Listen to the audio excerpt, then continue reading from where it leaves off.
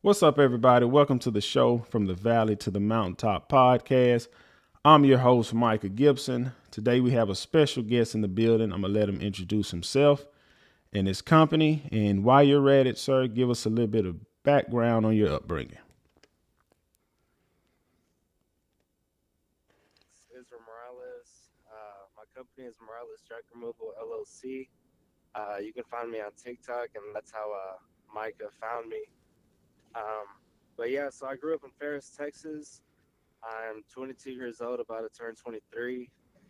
Uh, and so I've been in business for 2 years now, thankfully. Um, and so yeah, that's pretty much it for now. That's awesome, man, to be a 22-year-old man and running a legitimate business. Because, man, when I ran across your social media, man, look, when I'm on social media, the only thing I want to see is nice trucks, skid steers, and dump trailers, and of course, lawn equipment. And man, you checked three of them boxes out of the four, man. But this is what I want to ask you, man. At what point in your life does your vision or your business go from being a thought in your mind to you actually putting it into motion? Man, it always started off whenever, because I went to college for 2 years in College Station, because I was going to be a state trooper, and that didn't work out just because there's other sources of stress and stuff outside of school, and so I just dropped out. And so when I came back home, I wanted to be a barber, but for barber school you need money too, and I was broke, just a broke college kid, and so I ended up finding a construction job that we traveled all over the U.S., New Mexico, Chicago, all over the Midwest. And when you're outside of town, you're just working with people that you don't even know, and you live with them, and you get tired of them, whatever. And the foreman I had at the time, he was like a really stressful guy, and he would stress me out all the time. I was like, nah, man, I can't, have somebody just tell me what to do all the time, and talk to me like a dog or something. And so I worked there for 8 months. I got out of it, and I came home because I had stacked up, a good amount of money. And so I just, pulled the trigger and bought my dump trailer. And then eventually I got the 2500, and then now, thankfully, the dually. Now, let me ask So, you this: do you think if you wouldn't have had that bad supervisor, you would have made the jump to do your own thing? Like if you had a good supervisor, like how some guys they get on the job, get content, be like, man, I got a decent job, I'm making money, I got a good supervisor, I'm gonna park it right here. Do you think if you'd had a good supervisor, you would have still thought about doing your own thing? I mean, I probably would have started it, just not as soon as I did. Just because, once somebody's like behind your hand all the time, you just get tired of it. You want to get out of that place like immediately. Um, but yeah, I think I would have still started my business, just not as quick. Um, but yeah, Now what? Now, did you face any fears? Because we people say, "Oh, I'm gonna do this, I'm gonna do this," but a lot of people don't actually do it. Like, what was the fear part you had to get over with to actually start? uh, well, like they say, like it's like the easiest part is starting it, the hardest part is staying in the game. And I think that was the biggest thing for me, just having to, start from scratch. I don't have anybody who does like this line of work. So I had to dog it out for like the first few months, and the first year was kind of tough. Um, but yeah, I think that was my biggest fear right there, just um, not being not being able to stay afloat. I got you. Now, look, you said your first piece of equipment was that your dump trailer that you bought. Yeah, the dump trailer was the first thing I bought. Now, was you like when you went in got your dump trailer, was you looking at it like, man, I'm about to spend a bunch of money on this. I don't know if it's gonna actually work.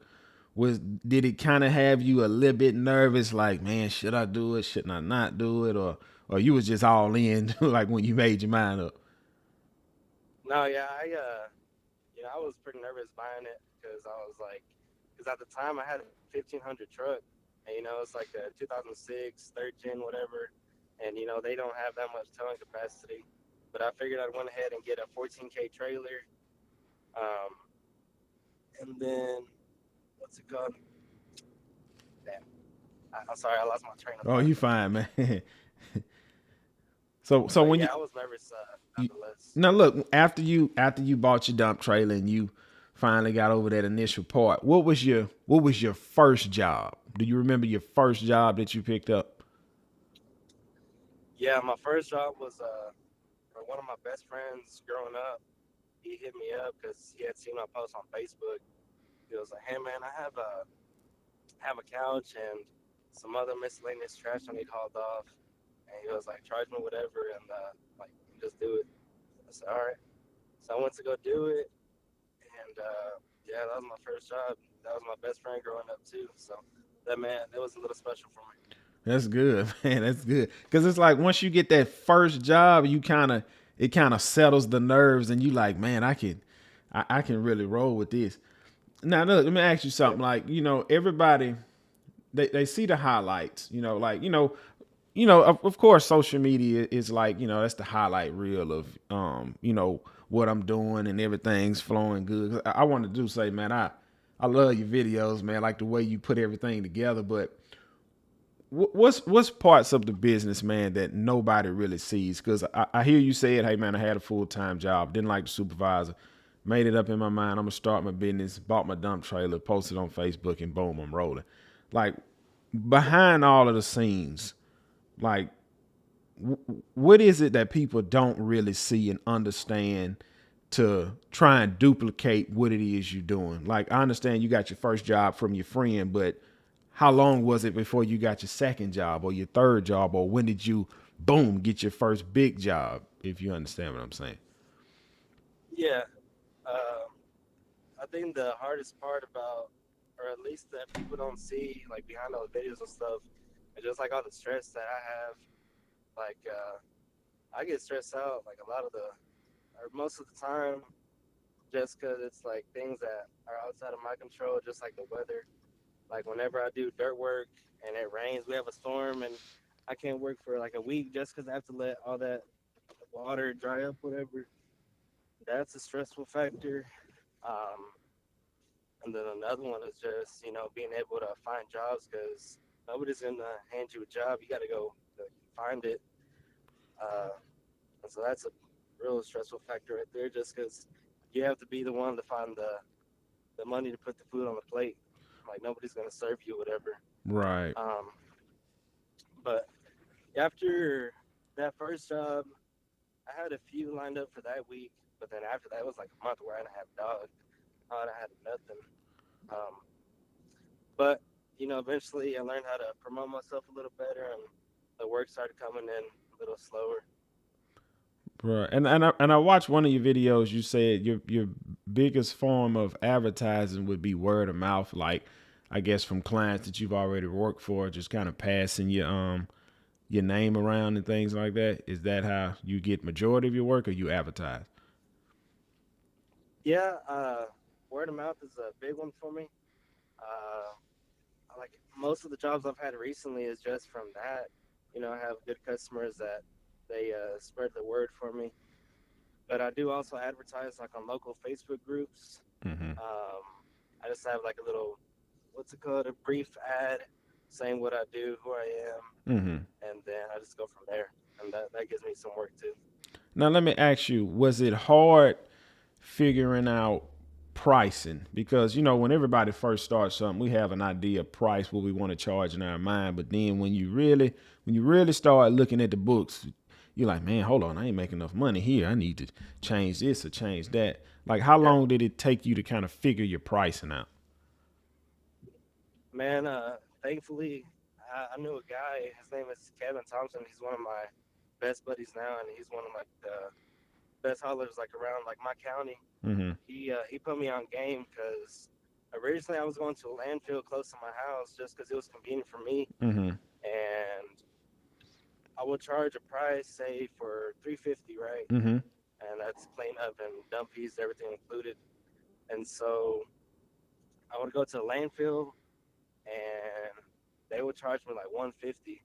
And I was like, dang, like I'm not making anything. Like I was like, that's where a tough time where I was like, damn, like, am I'm the wrong business, Right. whatever. But then I started talking to my buddy Kevin, and he was like, "Hey man, why don't you go to the Dallas landfill?" And I was like, "Dallas landfill," and then he was like, "Yeah." He was like, "They only charge you like $40 a ton." Yeah. I said, Yeah. "Okay, way better than what I'm paying right now." Yeah. And so once that happened, it helped me price my jobs better, way That better. that's good. Cause man, our landfill down here, I'm in Ocean Springs, Mississippi. Man, for the longest, man, our landfill, man, you can dump anything. I'm talking about you can bring a dump truck out there. $40, you can dump it. But what happened, man, I think they just kind of filled up and now we gotta go to this other dump. Man, if I take my dump trailer out there, man, they like you said, they want 150. And it's like, man, because then you have to pass that price along to your clients. Because if you don't, then you're just working for free at that point. You know what I'm saying? Yeah, exactly, And exactly. Yep. yeah, and it's good you said you had a friend kind of guide you and giving you the game because man, a lot of people they crash and burn because they don't have nobody to give them the game. And then when you jump on Yeah, social media, people will discourage you because number one, they're not gonna tell you how they done it. They're gonna show you the highlight reels, and then some of them will talk about you, and yeah, it'll discourage you, man. But man, so your friend, man, he's been a big influence on you for your business. yeah. It's been a real good influence on me and helped me price my jobs. And well, he has a full time job. He does like dirt removal, like as a side personal business. Mm-hmm. Uh, but yeah, he showed me how to. He put me on game pretty much. Because if it wasn't for him, I'd probably still be like dogging it out, trying to figure it out. But Trying to thankfully, figure it out. Yep, yep. That's so how it go. Now look, let me ask you, what's one mistake you just had to learn the hard way? let's see. There's a bunch. I give me. I guess give me your most expensive one. most expensive mistake. Uh, what was it? Well, with the landfill game, you gotta go through a lot of tires. So I've blown out like probably Yeah, 80 tires, 20 tires. yeah, I think that's nails and probably the most expensive one. yeah, yeah. That landfill, man, it's like some states, man, they have real clean landfills. Like ours down here in Mississippi, man, it's a dump. It's literally a dump. And then if it rain, man, I got a buddy. I It's tell rough. him, I got a buddy. I tell him, man, my buddy don't have 4-wheel drive on his truck. I do. I tell him, I said, man, if it rain, don't even worry about going out there. Just wait until everything dry up. Because man, Yeah, I had a new set of tires on my truck, man, and popped one day going out there to the dump. And it's like, things like that a lot of people don't see. Because like how you said you're in the junk yep. removal business, like you have to factor all of that into your pricing when you're giving your clients pricing. Now let me ask you this. Have you had a lot of pushback on your prices from not your clients, but some clients you may run across oh man, that's too high. Have you ran across that? Yeah, and that's the thing. I last year and the beginning of this year, I used to negotiate with them a lot. Like, oh, I kind of understand where you're coming from. I'll bring it down X amount. But now I'm like, fuck it, I'm gonna charge you. Like, I Now don't look, care. Like at this point, right. Let me ask you, what made you flip like that? Because you said at one point you used to negotiate with them. What made you in your mind say, look, man, this the price, either you're going to pay it or find somebody else? Because a lot of people, they get hung up right there because they'll look at it like, well, man, they can call somebody else. I'm grateful they calling me because it's two sides to that coin. You can kind of, man, he's arrogant. He don't want to negotiate. Or the other side is, man, I'm not negotiating because this is the price I need to charge. Like, what made you flip at that point? honestly, I think I just realized like my worth and my value and the tidiness of my jobs. I do a good job, Mm-hmm. and I think it's just like my personal reputation. Just to let people know that I'm not the guy you can push around no more. I'm a firm business now, and that's what flipped the script.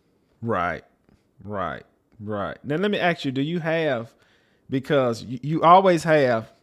you always have that client that you had in the beginning that was real nice to you, and now you at this point where, hey man, you're looking at the bottom dollar, you're looking at the profits.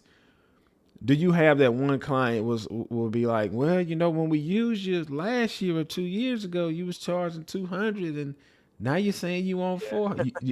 Have you ran across that?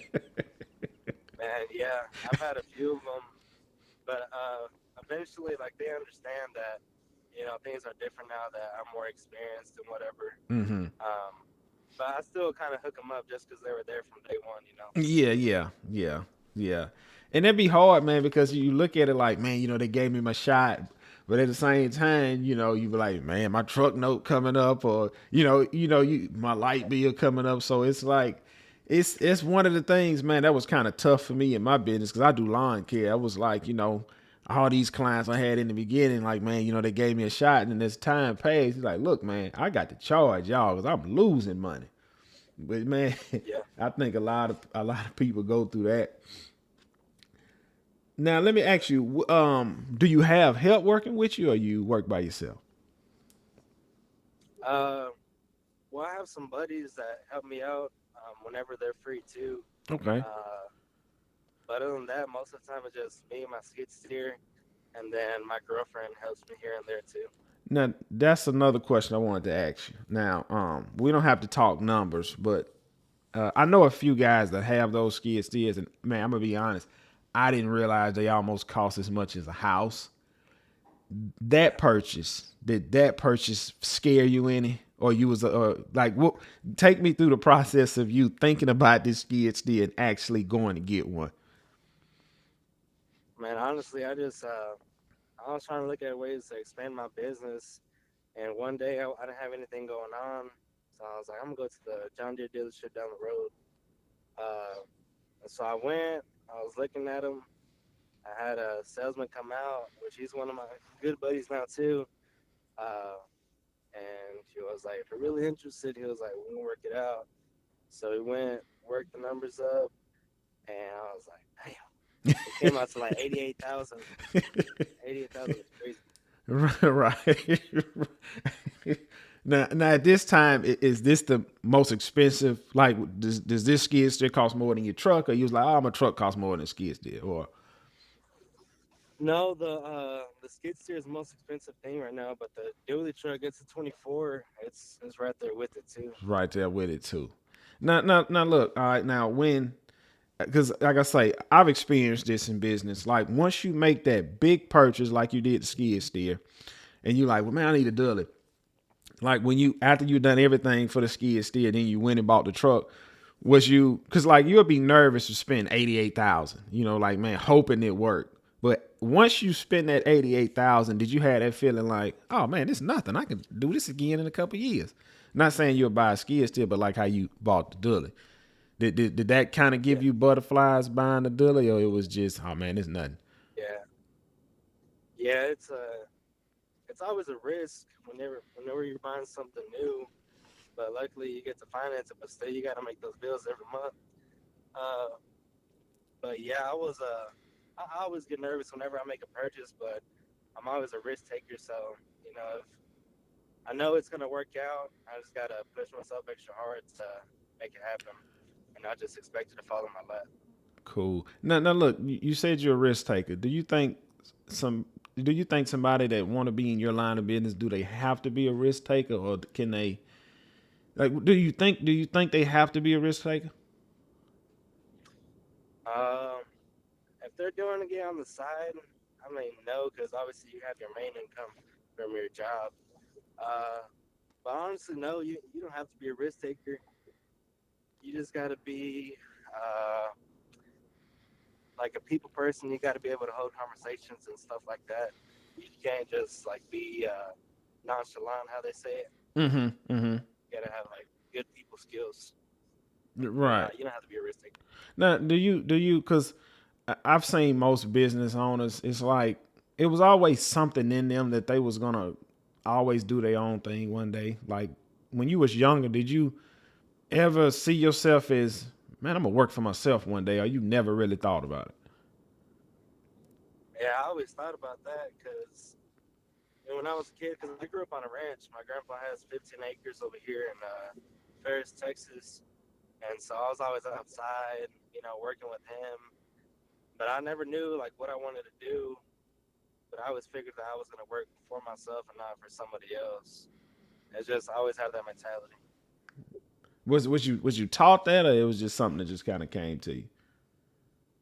It's just something that came to me Some. because I'm the only one that's self-employed in my family right now. Oh, okay. Because I mean, I have doctors, lawyers, stuff like that. I just I couldn't fit that script right there just because I don't like being in the office or having to risk my life and stuff like that. Right, right. I understand that. What now? Where do you see where do you see your business headed in 5 years, and then where do you see your business headed in 10 years? Like, what's your 5 year goal, and then what's your 10 year goal? My 5 year goal, I want to have like a full fleet set up with you know at least two skid steers, uh, like two gooseneck dump trailers, two flatbeds so I can haul the equipment or whatever else. Uh, and then I want to have like I want to say 5 guys working for me, 6.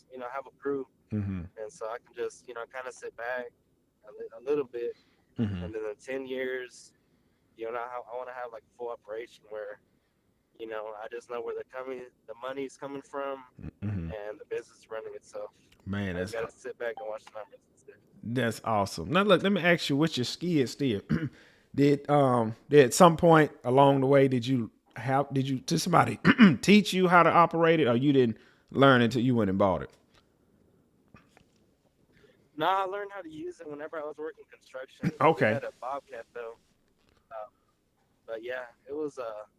I already knew how to run it somewhat, and now I'm pretty decent at it.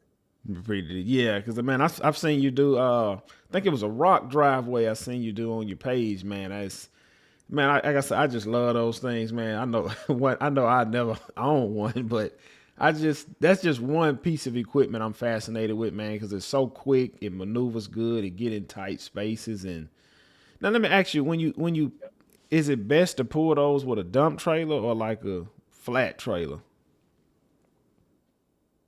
Honestly, if you have to, if you're like me right now, a dump trailer, obviously. But honestly, I do a flatbed if I don't have to use my dump trailer, and I'm in the work, so getting a deck Oh, that way I can just haul my skid steer when I need it, and my dump trailer when I need it, and I have to use it. So right. Now let me ask you this. I seen one of your videos. You said, "Yeah, man, I never rent my stuff out."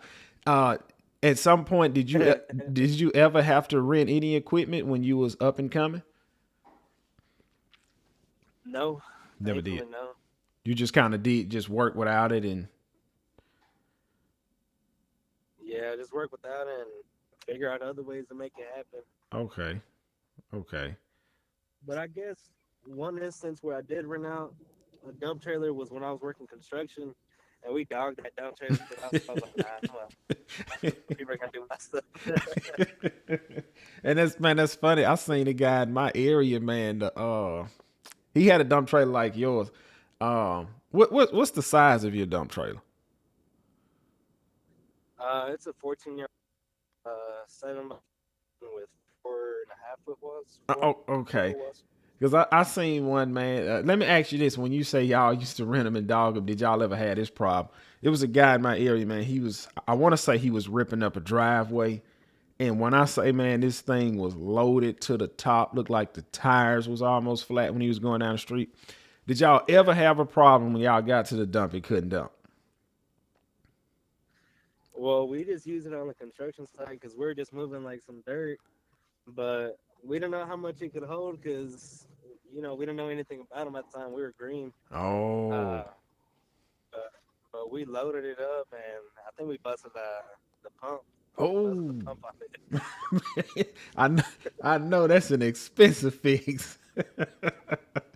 Yeah, thankfully, the company got that one. I didn't have to do that. Yeah, yeah, that one wasn't on you. Man, I tell you. Do you listen to any kind of like I want to say motivational speakers or read any books or anything like that?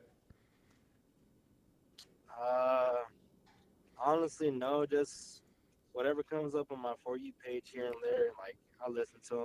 I Mm-hmm. know there's a lot of I forgot what it's called. It's blue collar mindset, something like that. But Mm-hmm. Mm-hmm. I know what you're talking it's about. I like those. I listen to them. I listen to them every now and then. Yeah. Now let me ask you this: would you ever be willing, like, to use your business? Because you see a lot of these guys on social media, like they'll build a business and then they'll in turn start, I guess, selling courses. Like, because you know how your friend, you say you had a friend that really gave you the game, and you really don't want to Yeah. start giving everybody the game. Would you at some point want to like start selling courses, or do you see that for yourself? No, honestly, I think that's all like BS to me. Mm-hmm. I figured if you know some knowledge, pass it on, help other people out, because at the end of it, we all gotta eat. So Mm-hmm. I don't know. I wouldn't do a course. I just spit free game. Yeah, yeah, that's awesome, man. That's awesome. Now, one last question before we wrap it up. I don't want to take too much of your time. If the position that you are in right now, if you can go back and talk to yourself day one of buying your business, what are some things you would tell yourself today, or things that you would do different? Uh, just stay true to yourself and don't let anybody push you around and pass the jobs for you, and everything will be all right. That's pretty much it. Okay, and let me ask you this as Self well. motivation. Let me ask you this as well. Um, People will look at you like you've already made it, and in their mind, in a lot of people's mind, business owners that actually are making it, they are the chosen few. They are God's favorite. um um it takes a special person to do what you're doing. What would you tell a person that's thinking like that? Like, if somebody that's listening to this see your Facebook, I mean, not your Facebook, see your social media, and Hmm. what would you tell them who want to do what you're doing? They see what you're doing, but they just don't know where to start, and they think it's out of their grasp. Nah, it's a hard day. It's long nights, early mornings. Um, there's a lot of lonely nights, especially. There's nights where I just gotta sit outside, have a cold one, and just think of how I can solve this problem, get more work, whatever. But there's always hard days. There's never you have an easy day where it's the weekend. You don't have to worry about anything, but you have to worry about the workload for the next week. But honestly, it's not easy, and I don't think everybody could do it to be self-employed full time. You have to be one of the quote unquote chosen few. You just got to be able to push yourself, and you know make it happen. You can't have a weak mindset where you just want to crawl in a hole and die. Yeah, But I think if you really want to eat, then you'll make it happen. you'll make it So happen. Yep. that's my advice. And man, like I said again, I want to congratulate you, man, because you're young. And man, I just see nothing but great things in your future, man, by you being so young. Because a lot of guys, they start late in the game, but by you starting this early, man, and you already, man, you're doing a lot what most guys in their 50s aren't doing. Again, bro, I just wanna congratulate you, man. And before we wrap this up, I want you to plug your socials. I appreciate that, man.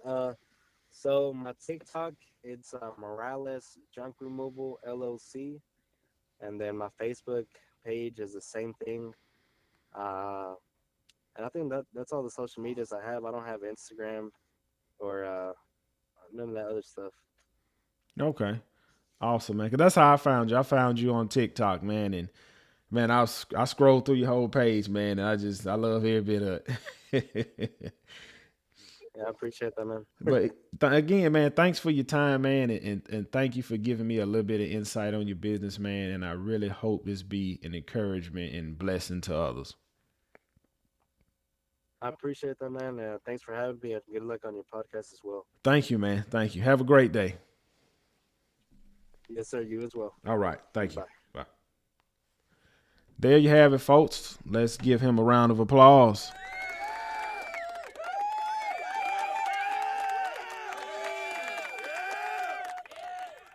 And like he said, man, it's not the special among us. It's not the special among us that go out and create a business. You see what this guy said? He had a job. The management on that job, he wasn't happy with it. And he was like, man, I need to do something to change it. And he took the risk and changed it. He took the risk and changed it. He had somebody mentoring him along the way. And you may be thinking, well, man, I don't have nobody to mentor me. You don't need nobody to mentor you. The only thing you need to do is start. Just start. It could either be day one or it could be one day. The biggest thing is just start. And you heard what I asked him, man, what was the most expensive piece of equipment you bought? $88,000. That man believed in himself that much to spend $88,000. You can do it too. The only thing is stopping you is you. The only person who's coming to save you is you. Take a look in the mirror. Tell me, what do you see? Write down your visions, write down your dreams, write down your goals. You are the only one that can change your situation. I want y'all to go to this guy's TikTok, because that's how I found him, was on TikTok.